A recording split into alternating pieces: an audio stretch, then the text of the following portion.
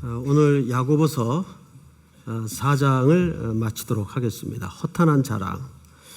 오늘 본문 첫 절을 보니까 들으라 라는 말로 시작을 하죠. 이것은 명령형입니다. 강력한 경고를 위해서 주시는 어떤 명령형인데, 너희 중에 말하기를, 여기 너희는 당연히 야고보 사도가 이 글을 지금 쓰고 있는 교회 공동체 대상들을 얘기합니다. 그러니까 이 너희는 첫 번째 독자가 교회 공동체의 어떤 부류의 사람들이란 뜻이 돼요. 그럼 교회 공동체 안에 어떤 부류의 사람들일까 좀 보십시다. 너희 중에 말하기를 오늘이나 내일이나 우리가 어떤 도시에 가서 거기서 1년을 머물며 장사의 이익을 보리라 하는 자들아. 그 어떤 이들이 누구냐 하면 이와 같은 내용을 갖고 있는 사람들이네요.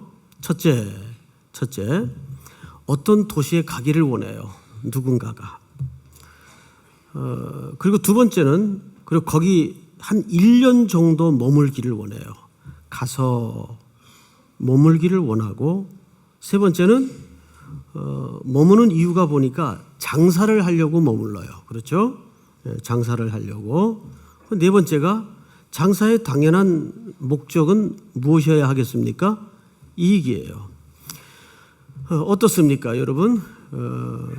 한 네 가지로 끊어서 지금 어떤 이의 상태를 우리가 면밀히 보았어요. 자, 첫째는 어떤 도시로 가기를 원하는 사람이에요. 두 번째는 그리고 거기 한 1년 정도를 머물려는 계획을 갖고 있네요. 왜 머무나 봤더니 뭘 한다고요? 장사를 하려고. 그리고 당연히 그 장사의 진짜 목적은 이익을 남기는 것이 당연한 거예요. 자, 제가 여러분들에게 한번 묻고 싶은 것은, 이거 뭐 문제 있어요? 제가 볼 때는 별 문제 없는 것 같은데 어떻습니까? 이 사람은 계획도 있고 하고자 하는 의지도 확고해요. 그렇죠? 어떤 사람은 그냥 잔뜩 계획만 짜놓는 사람이 있죠. 그래서 책상 앞에 막 계획만 짜놔요. 안 해. 탱자 놀고 안 해요. 근데 여기 지금 심각한 문제가 하나 있어요. 지금 방금 서두에서 제가 이런 말씀을 드렸죠. 이 독자가 누구라고요? 교회 공동체의 어떤 부류의 사람들이라고 말씀을 드렸죠.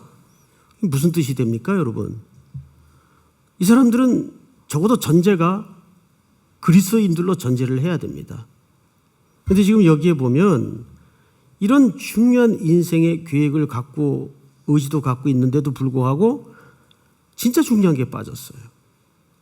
마태복음 6장의 말씀처럼 내일 일을 염려하지 말라. 그것은 다 이방인들이 구하는 것이요, 너희가 무엇을 입을까 무엇을 먹을까 하는 것은 하늘의 아버지께서 이미 알고 계신다. 너희는 염려하지 말고 먼저 뭘 구하라? 그의 나라와 그의 의를 구하라.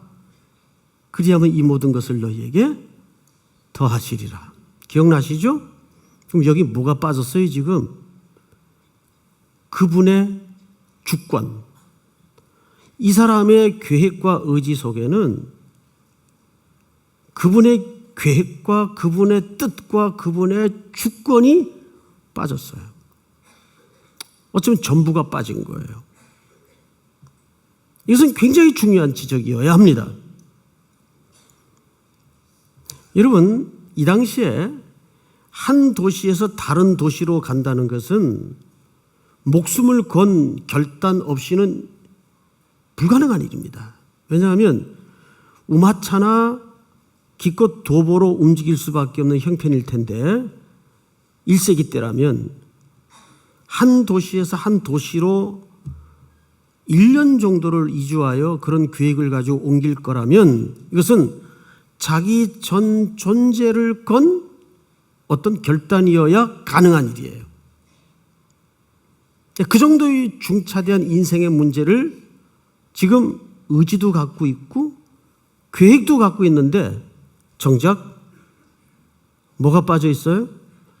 하나님의 뜻과 하나님의 계획과 하나님의 주권이 빠져 있어요. 여러분, 하나님은 어떤 장사를 하느냐, 그거 중요하지 않아요. 정말 중요한 것은 뭐냐 하면 그 사람의 태도예요. 여기서 지적하고자 하는 것은 그가 왜 세속적인 장사를 하느냐, 이런 지적이 아니에요. 그 장사를 하는데 그는 어떤 태도를 하나님 앞에 갖고 있는가, 이걸 정말 정작 확인하고자 하는 거죠. 하나님 없는 시간, 하나님 없는 재물, 하나님 없는 이익, 하나님 없는 풍요는 흉기가 되고 재앙이 됩니다. 다 헛것이 돼요. 여러분, 최근에 이제 사회에 회자되고 있는 유명한 사건이 하나 있죠. 2년 전에 땅콩으로 한번 사회가 발칵 뒤집혔어요. 그리고 그게 이제 좀 잦아들고 잠잠할 만하니까 이제 물벼락 사건이 등장을 하면서 맞이어서 이제 그 사모님의 그 행패, 거의 뭐 그거는 성격이라고 할 수가 없더군요. 들리는 소문에 의하면 그 땅콩 그분이 그 가족 중에 제일 낫답니다. 네. 그분이 참 힘들게 살았겠어요, 어린 시절을. 그런 패밀리 안에서. 제가 누구를 비아냥 거리는 문제가 아니라 이 가족들이 그런 갑질로 연유가 되어서 그 생겨지는 결과들이 얼마나 황폐합니까? 얼마나 비참합니까? 한 기업을 주무르면 뭐해요? 온 세상의 사람들에게 경멸을 받고 손가락질을 당할 때 그들이 겪는 인생의 고통이 얼마나 크겠어요. 대대로 그것이 남을 텐데. 실제 이런 병을 그 병명이 또 있더군요. 부자병. 나 누가 일부러 만드는 얘기인 줄 알았더니 이게 실제 있더라고요. 이 부자병이라는 영어 단어가 어플루엔자라는 말을 쓰는데 우리 그 자막을 한번 볼까요?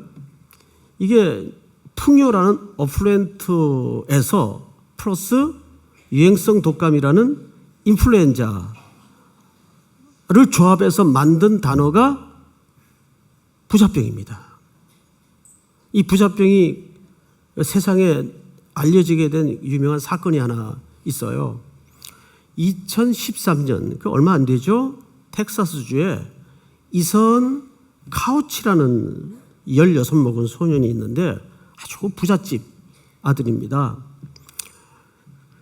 이 친구가 마켓에서 술을 훔쳐가지고 돈이 없는 것도 아닐 텐데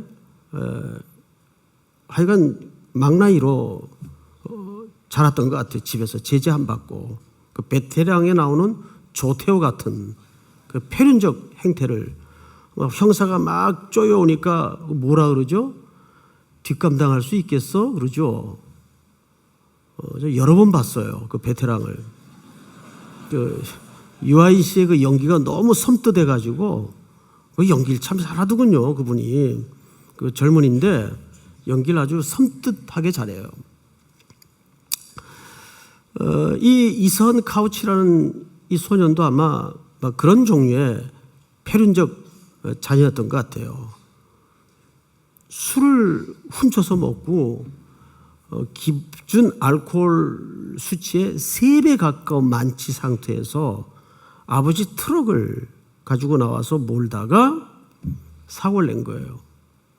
멀쩡한 행복하게 살던 네 가장을 한 자리에서 깔아뭉갰어요. 그리고 체포가 됐죠.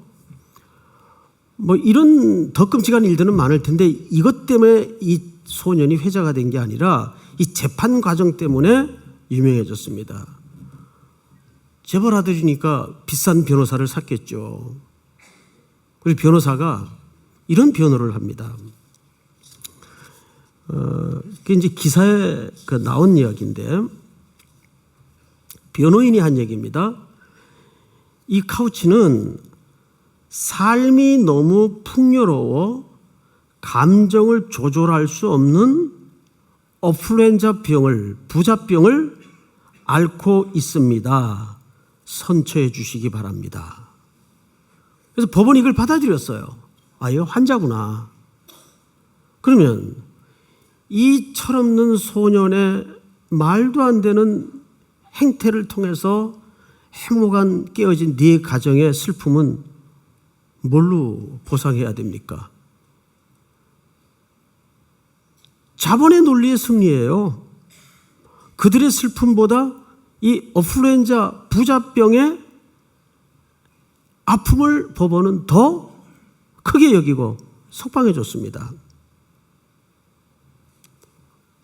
그리고 보호가 10년을 때린 거예요. 몸은 구속하지 않고. 근데 그 후에 이 소년은 청년이 되어 가면서 계속 만행을 저지릅니다. 이게 이제 경찰에 또 다시 접수가 되고 이제 가중 처벌을 받게 되죠. 그래서 계산을 해보니까 40년 정도 감옥에서 살아야 되겠더라고요. 그러니까 어머니가 얘를 데리고 멕시코로 넘어갑니다. 경찰 당국이 이것을 알고 인터폴하고 연결을 해서 어머니는 송환을 했는데 이 정작 주범인 이서헌 카우치라는 소녀는 인권 운운하면서 송환을 거부를 합니다. 멕시코 당국에서. 지금 미국으로 돌아갔는지 안 돌아갔는지 모르겠어요. 이게 2013년서부터 벌어졌던 그 부자병이라는 이 병명이 세상에 회자되게 되었던 중요한 사건입니다. 자, 뭐 우리나라에도 비근한 예가 있었고 뭐 이런 일들이 있지만 여기서 우리가 한 가지 생각해 볼 것은 뭐냐면 하나님은 어떤 종류의 장사를 하느냐 그리고 그가 얼마나 풍요한가 그걸 정죄하거나 단죄한 적은 없어요. 그러나 정작 중요한 것은 뭐냐면 그 인생에 하나님의 주권이 빠져 있고 하나님의 계획과 하나님의 뜻이 빠져 있을 때 그것은 흉기가 될 수 있고 그 사람에게 그 풍요는 더 이상 유익이 아니라 재앙이 된다는 거죠. 물질 만능주의 세상에서 이런 현상은 우리 주변에 얼마든지 발견할 수가 있어요. 그러니까 정말 우리에게 필요한 것은 뭐냐 하면 돈 많이 버세요. 장사도 열심히 해야죠. 그러나 정작 문제는 그것이 하나님이 없을 때는 헛된 자랑이 될 수 있다는 거예요. 그러면서 성경 기자가 14절을 한번 볼까요? 이런 얘기를 합니다. 14절. 내일 일을 너희가 알지 못하는도다. 너희 생명이 무엇이냐? 여기서 사실은 문장을 의역해서 만들자면 너희가 생명이 무엇인지도 알지 못하는도다 그 말이에요. 너희는 잠깐 보이다가 없어지는 뭐라고요? 안개니라. 자, 여기 두 가지를 얘기했어요. 너희가 내일 일을 알지 못한다. 그런 계획을 갖고 있고 의지를 갖고 있다 할지라도 그것이 하나님이 주재자가 되지 않을 때 그것은 헛것이 되고 안개 같은 것이 된다 그 말이죠. 여기 안개라는 말은 또 다른 말로 번역을 하면 연기라고도 할 수 있어요. 연기. 자, 연기는 언제 발생하는 겁니까? 어떤 물질이 연소되는 과정에서 피어오르는 게 연기예요. 그러면 그 연기가 피어오르면서 그 자리에 남는 건 뭡니까? 재만 남아요. 그런 의미가 됩니다. 우리 인생에 하나님이 빠져버리면 연기가 피어오르다가 재만 남게 됩니다. 형태도 물질로 다 없어져요. 영원한 것이 없어요. 뭐만 영원한 것이라고 얘기하냐 하면 생명만 영원한 것이에요.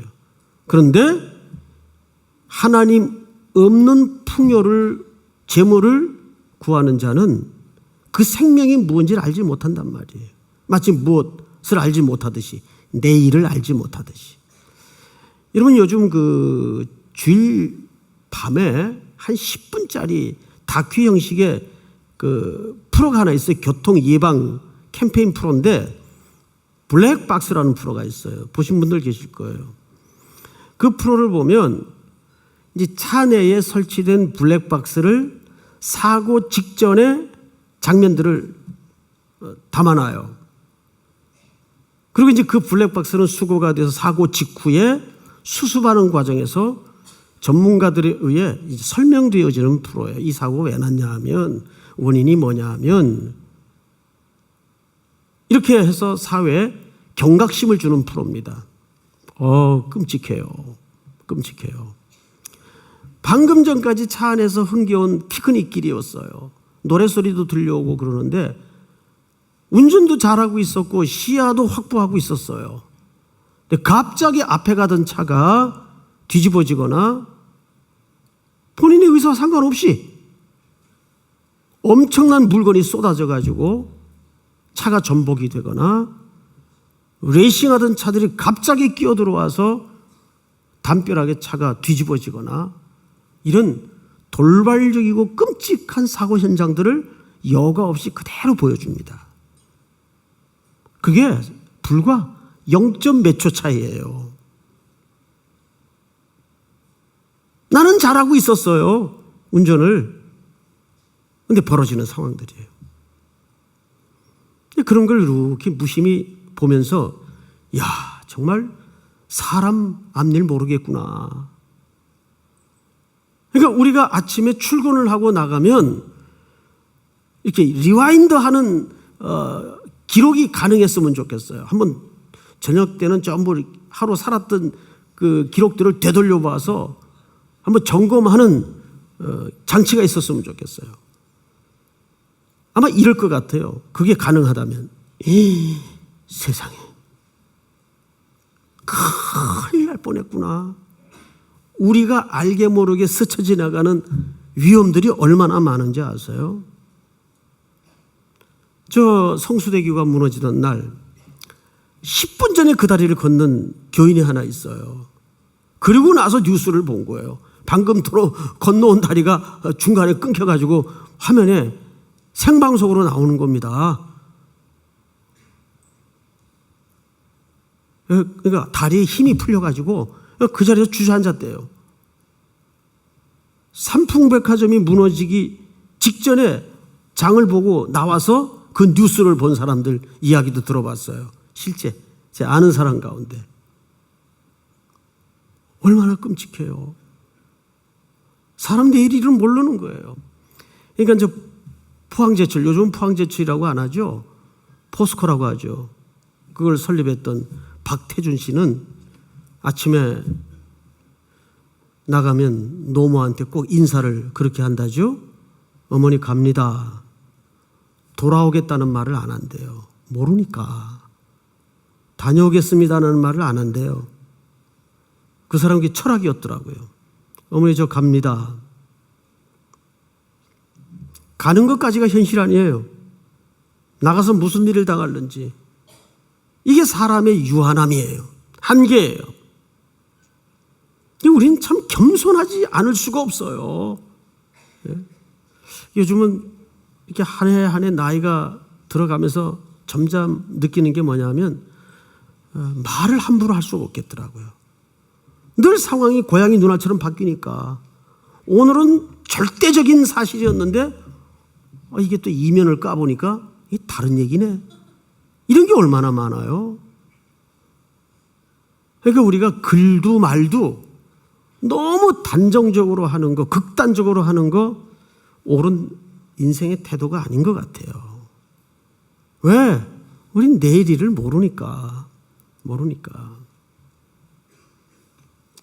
하나님 없는 풍요. 이건 재앙이에요. 재앙이에요. 자, 그러면 이제 그 다음 절을 한번 볼까요? 15절 같이 한번 읽겠습니다. 시작. 너희가 도리어 말하기를 주의 뜻이면 우리가 살기도 하고 이것이나 저것을 하리라 할 것이거늘. 자, 여러분, 이 말씀이 그렇게 간단한 말씀이 아니에요. 목사님은 간단한 것도 복잡하게 만들지 않습니까? 뭐 그런 경향이 없지 않아 있어요. 그런데 이 말씀은 왜 간단한 얘기가 아니냐면, 얼핏 피상적으로 이 본문을 읽으면 이렇게 느껴지지 않습니까? 주의 뜻이면 이것도 하고 저것도 할 수 있습니다 라는 것처럼 느껴지는데, 이 말은 그 말이 아니고 원문을 그대로 번역을 하면 이런 뜻이 됩니다. 말은 그렇게 하는데 행하지 않는다 그 말이에요. 사실은 원뜻이 말은 주의 뜻이면, 그래서 우리 기독교인들의 가장 상투적 멘트가 뭐냐 하면 주님의 뜻이면, 이게 가장 상투적이라 그 말이에요.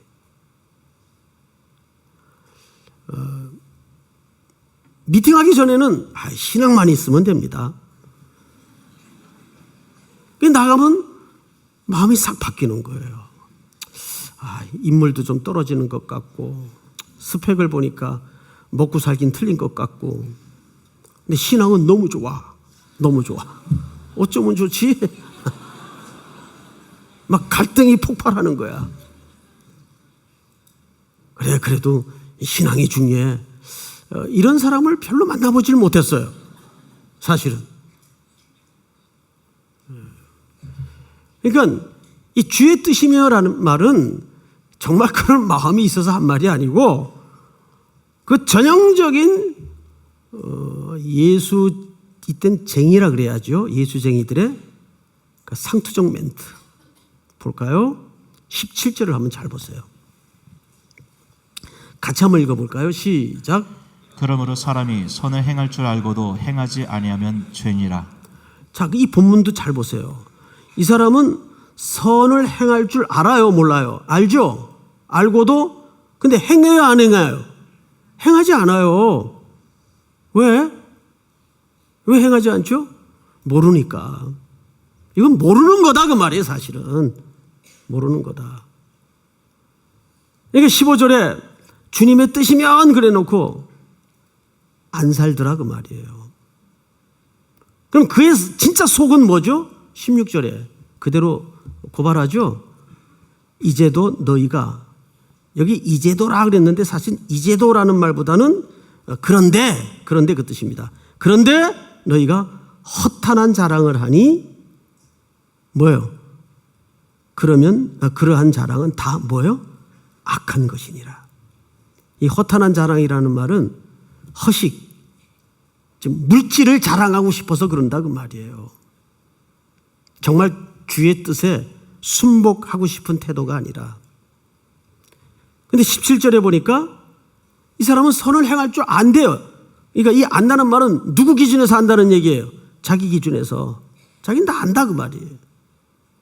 근데 행하기는 합니까 안 합니까? 안 해요. 왜? 그럴 마음이 없었으니까. 그 주의 뜻이면 이라는 말은 무슨 뜻이에요? 그 상투적 멘트라 그 말이죠. 누구처럼? 기독교인들 속의 일부처럼. 자, 이제부터 중요한 비교를 하나 해드릴 테니까 오늘 어쩌면 결론이 될 겁니다. 우리 마태복음 25장 31절서부터 좀 길긴 하지만 봅시다. 마태복음 25장 31절. 양과 염소의 비유가 등장을 해요. 인자가 자기 영광으로, 마태복음은 신약 성경에 있습니다. 아직도 찾고 계신 분이 계시게. 인자가 자기 영광으로 모든 천사와 함께 올 때 자기 영광의 보좌에 앉으리니, 시작. 모든 민족을 그 앞에 모으고 각각 구분하기를 목자가 양과 염소를 구분하는 것 같이 하여. 양은 그 오른편에 염소는 왼편에 두리라. 그때에 임금이 그 오른편에 있는 자들에게 이르시되 내 아버지께 복 받을 자들이여 나와 창세로부터 너희를 위하여 예비된 나라를 상속받으라. 원래 낮에는 양과 염소를 섞어서 풀어놔요. 그러니까 알아서 이렇게 꼴을 먹도록. 그리고 이제 해질 무렵 저녁이 되면 이놈들을 우리에 넣어야 되겠죠. 그때는 우리가 따로 있습니다. 그래서 양은 오른쪽으로 집어넣고 염소는 이제 왼쪽 우리로 이제 골라서 집어넣는다 그 말이에요. 자, 그런데 35절을 제가 읽겠습니다. 내가 줄일 때에, 예수님이 하신 말씀이죠. 줄일 때 너희가 먹을 것을 주었고 목마를 때 마시게 하였고 나그네 되었을 때 영접하였고. 시작. 헐 벗었을 때에 옷을 입혔고 병들었을 때에 돌아보았고 옥에 갇혔을 때에 와서 보았느니라. 이에 의인들이 대답하여 이르되 주여 우리가 어느 때에 주께서 줄이신 것을 보고 음식을 대접하였으며 목마르신 것을 보고 마시게 하였나이까? 어느 때에 나그네 되신 것을 보고 영접하였으며 헐벗은 것을 보고 입혔나이까? 39절 시작.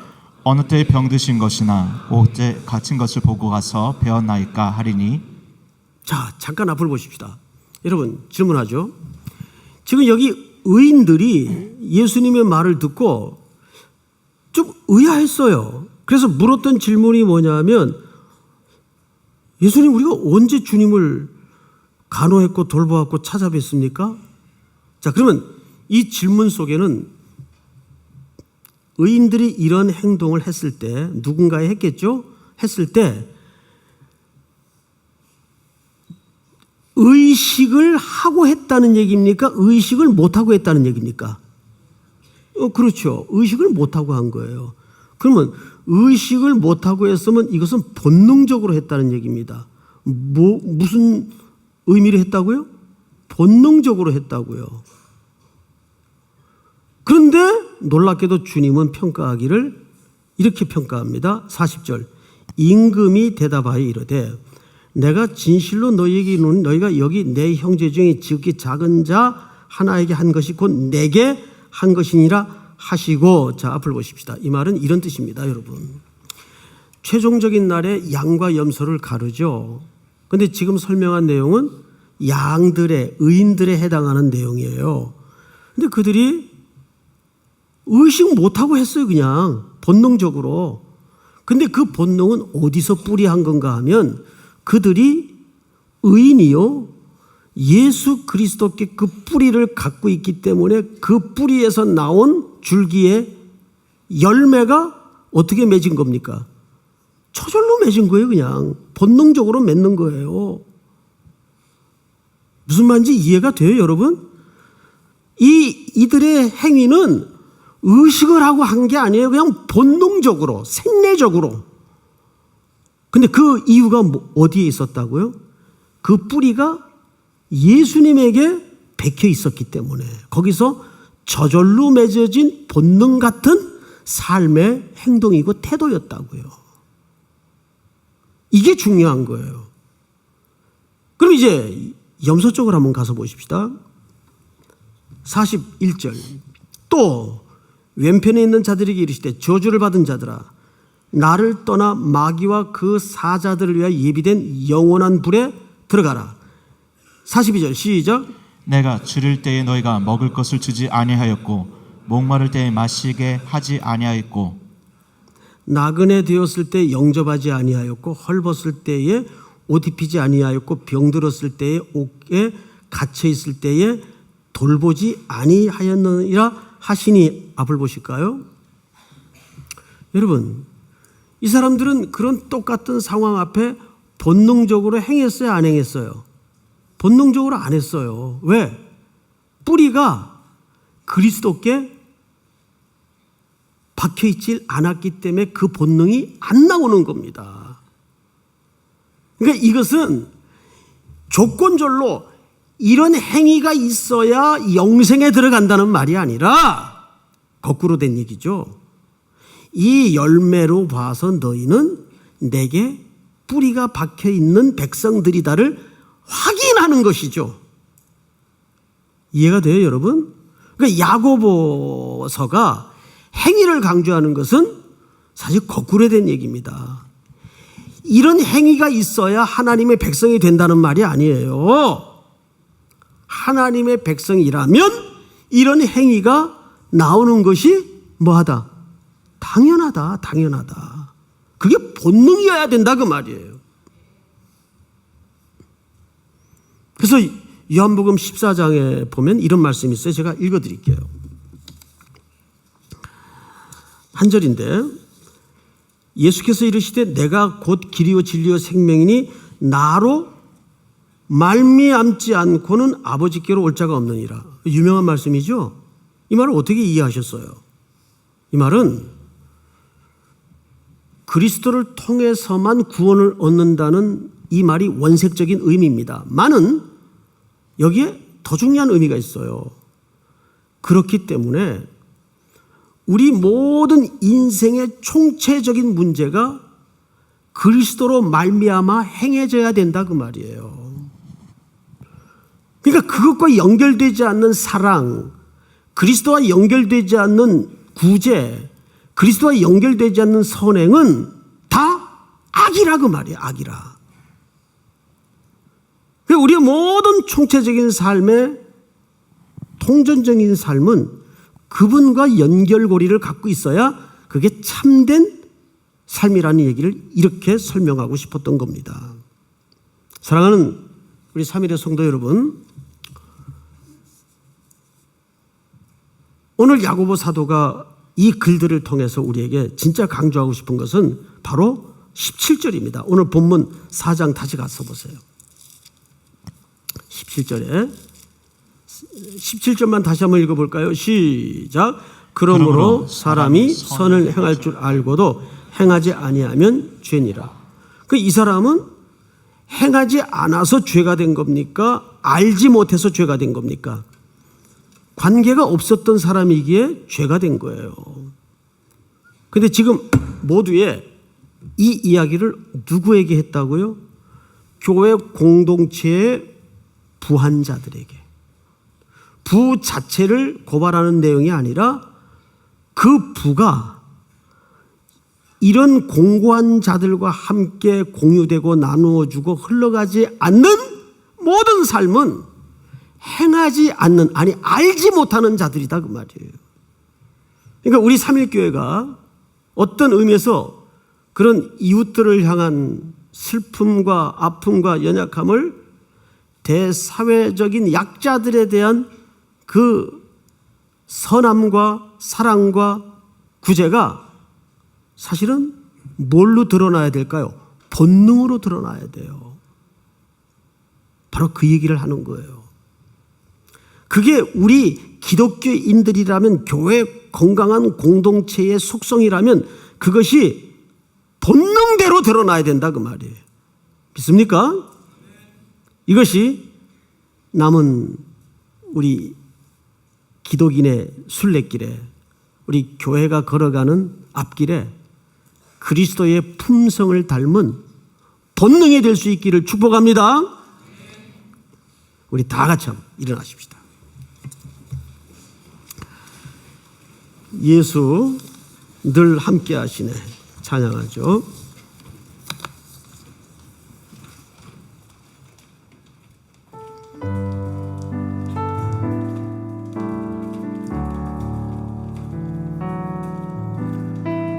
고단한 인생길 힘겨운 오늘도 예수 내 마음 아시네. 지나간 아픔도 마주할 세상도 예수 내 마음 아시네. 하루를 살아도 기쁨으로 가리.